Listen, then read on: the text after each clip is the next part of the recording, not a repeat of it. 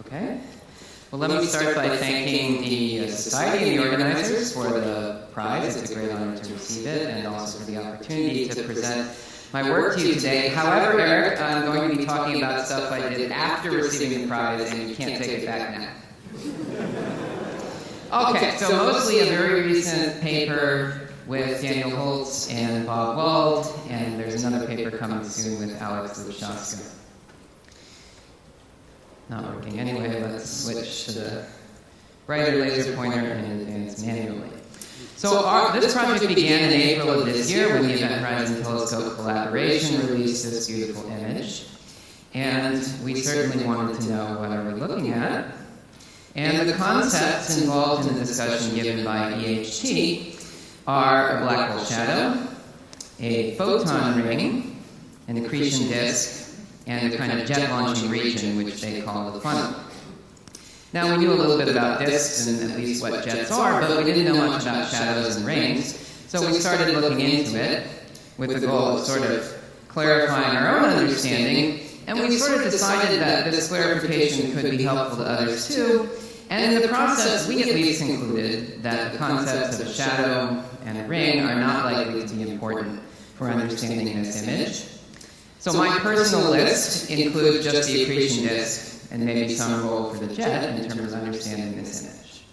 So I want to make that point clearly, but I also don't want to get lost the fact that, I think we have some nice results, definitely some new analytic stuff, and a way of thinking about the problem that is different and we found very illustrative, so maybe it would help some of you too, even if your list does contain the shadow and the photon ring.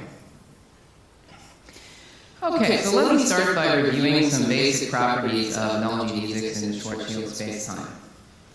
So on the right, we're going to imagine there's someone sending in photons at various impact parameters from the right. And if you send in a photon sort of well above the black hole, it bends a little bit and escapes. And if you send in a photon, at impact parameter only 1, it falls in. And there's some critical impact parameter somewhere in the red band up there, which is famously square root of 27 times m, or about 5.2, where it neither escapes nor falls in, it just spirals around asymptotically at the photon orbit at 3m.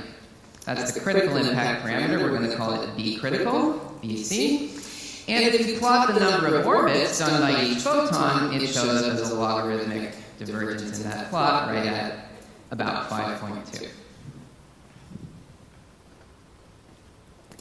So I'm going to define the curve on the image plane. So impact parameter is proportional to distance on an image. So that circle, B equals 5.2m, I'm going to define that as the, quote, critical curve. That's the curve inside of which photons sent in will fall in and outside of which they will escape back to infinity. The generalization for curve was given by Bardeen in the beautiful 1973 conference proceedings. And it's pretty much a circle except for this edge case shown here. This curve has sometimes been called the shadow, it's sometimes been called the photon ring, it's been called the apparent boundary, it's been called a lot of things. We wanted to give it a completely new name because all those other names bring to mind a certain physical scenario. We just wanted to try mathematical name critical curve so everyone knows what we're talking about. Okay, we wanted to understand shadows, so the first thing we thought about was a backlit black hole. Surprisingly, this hasn't been discussed in the literature, although of course many people must know what the appearance would look like. Now we imagine our observer again off to the right, except now she's receiving light, not sending it in, right? But it's easier to think about tracing the light backwards in time from its arrival at the camera. So again, we imagine light coming in at some impact parameter. At some high impact parameter here, it intersects the screen, and so that ray carries the surface brightness of the screen, and the observer sees its beige color. But as you go closer to the black hole, there's a ray that will get deflected by 90 degrees or more and never hits the screen until you start to see a dark area at around 6.17. But then even closer, there are rays that orbit once or twice and hit the screen, and so you see little thin rings right around the critical curve. Now, the darker area is actually not what people call shadow. The shadow actually refers to a kind of sphere-lit black hole, where instead of lighting it from behind, you light it from all directions, and both the source and both the black hole and the observer are inside the sphere. Now the question of does my geodesic intersect the emitting source is equivalent to does my geodesic escape. And so the bright region goes all the way into this critical curve, and the dark region is indeed what people normally call the black hole shadow. So again, the backlit black hole has a slightly larger dark region than what's normally called the shadow, and the sphere-lit one has the normal region. So backlit, sphere-lit, backlit, sphere-lit. Okay, but for Event Horizon Telescope, we care much more about emission originating near the black hole, so these backlighting or sphere lighting heuristics aren't so helpful. So this slide here is kind of the most important and hardest to explain, but so be it, I'll give it a shot. So now we're going to imagine placing a thin disk vertically here, so it's viewed face on. Our observer is always on the right. Okay, so we do the same problem. We trace light backwards in, and anytime it hits the disk, it kind of picks up the brightness of the disk. The disk is the new screen that emits with some profile we put on by hand. The qualitatively new feature relative to the backlit black hole is that now these curves that bend around can intersect the disk twice. So the black ones intersect the disk plane precisely once, the gold ones twice, and the red ones 3 or more times. So if you're at 10M, what you see is basically the disk profile at 9M and nothing else, and that's sort of the fall-off of the emission profile that we put in by hand here. If you're at 1M, you just see nothing, so there's no light from in here. The apparent position of the event horizon is 3M. That's this bit here, not, for example, the critical curve. It starts getting bright at 3M. And then in this yellow region, light rays that are yellow can leave the bottom of the disk, then also superpose with light leaving the front of the disk, and so you get more brightness. And the way to think about this is it's a demagnified image of the disk. So you always see the kind of direct image of the top side of the disk, but in this gold band, you also see all of this disk demagnified into this small region, and so you just see a kind of copy of the main image down here that's 20 times smaller, and we derived analytically that number. It's 23 e to the pi. That's the rough demagnification factor. And then it happens again. In the red region, you intersect the disk 3 times, and so you have another demagnified image that carries basically no flux. So the name photon ring is sometimes given to phenomena having to do with these demagnified images, and one of our contributions was to say you should think about photon ring phenomena as demagnified images. In any case, if you didn't quite get all of that, the sort of storytelling is that we worked this out using toy models. We made this basically new. It's sort of like a prediction. Codes hadn't been run at high enough resolution to see these discrete peaks, and people hadn't thought of photon ring phenomena in that way, and we put these plots in our paper. And there's certainly no evidence of this in the EHT papers, but then they ran their codes at higher resolution. Same exact models used in EHT, all the GRMHD, phenomenological prescription for electron temperature, giving you an emissivity. And when you run the codes at higher resolution, you see exactly this discrete peak structure. It really looks qualitatively identical up to Doppler shift effects, which you can just add on by realizing when the disk is inclined. You see the ordinary Doppler shift. So this gives us great confidence that, in fact, our toy models are doing what they're supposed to do. They're extracting out the key physical features for the qualitative appearance from the much more complicated models used by EHT.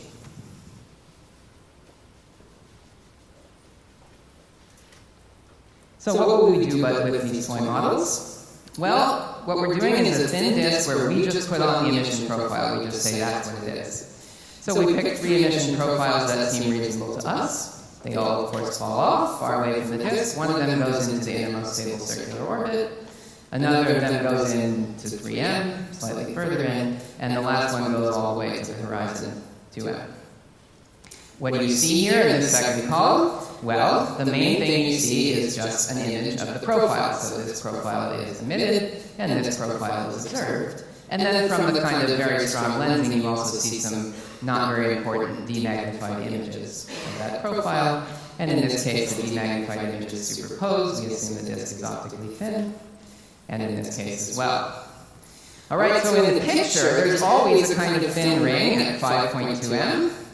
But if you blur that to sort of simulate what EHT might see, if this is what we're pointed at, the thin ring feature is just completely gone. You won't see it in the rightmost column. This critical curve plays no role in particular in determining the peak brightness radius. The peak brightness radius, the width of these annuli, are just determined by the emission profile.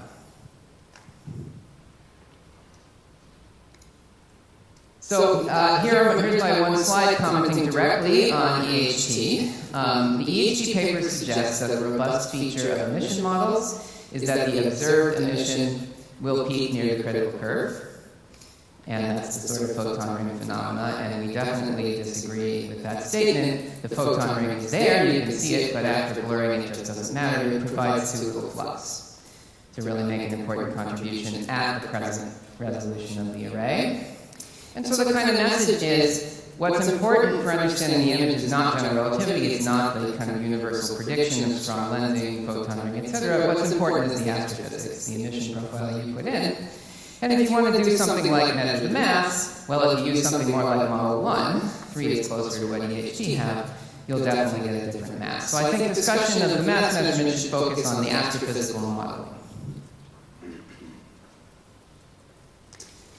Okay, hopefully I've left some time for questions. I'd like to recap what I said. The main takeaway for understanding that image is, we claim it's the emission profile that matters. Lensing is really pretty mild. I mean, the neat sort of light bending effects, multiple orbits are just in such a narrow regime of the image that they're just not important. But if you want to think about them, we suggest the demagnified images heuristic. And I think the backlighting heuristic just isn't important for determining the appearance at all. And then moving forward, I mean, maybe we'll see the photon ring someday or something. If you want to think about the best way to think about it, we would suggest that the bright rings seen in simulated images are best thought of as stacked, exponentially demagnified images with these discrete peaks. And indeed, when EHT ran their codes at higher resolution, they see that structure. And there's lots of analytic details that may be helpful to people if they're studying this problem in our paper and in the next one coming out soon. And so finally, to me at least, this exercise was extremely clarifying. And so even if you don't agree with everything I said, maybe our papers and our way of looking at it could be helpful to you too. Thank you.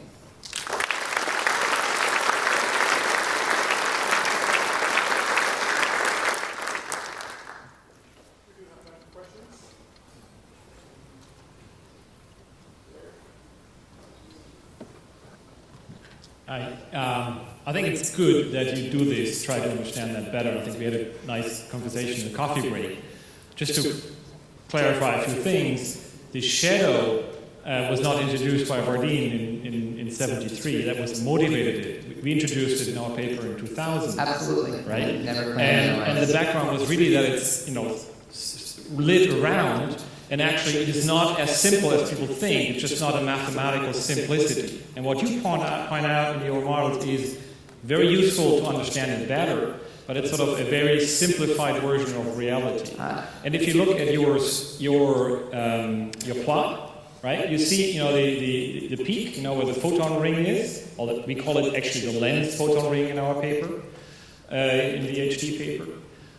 Then it's, for most practical purposes, because of the light bending, tends to bend light near that lens photon orbit. You get this bright ring at this 5 to 6 m radii. So the shadow, we call the shadow because it's not exactly sharp. It is a feature that is somewhat extended. And that's why we do all this geometry modeling and wide range of models, which show that in 99% of all models you get the bright ring at this location, and it is due to the light bending.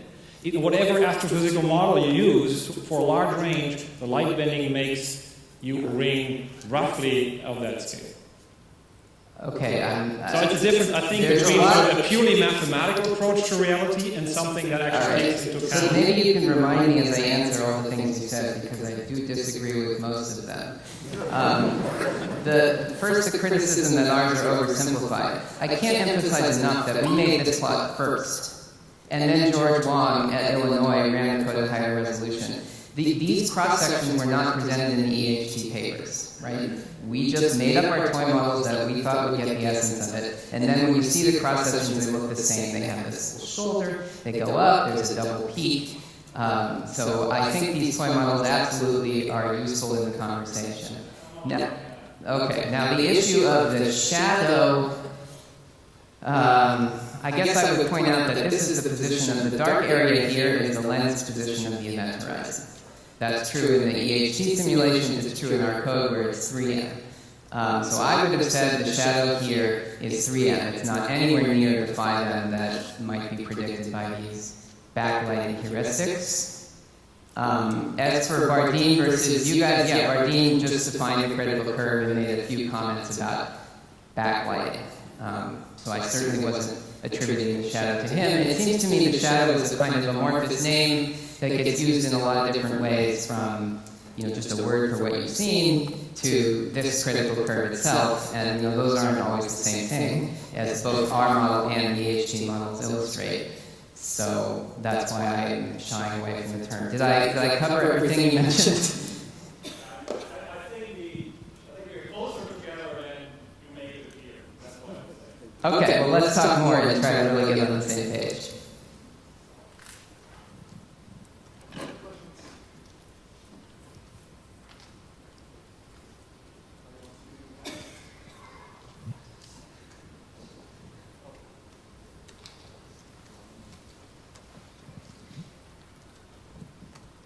Hi, Sam.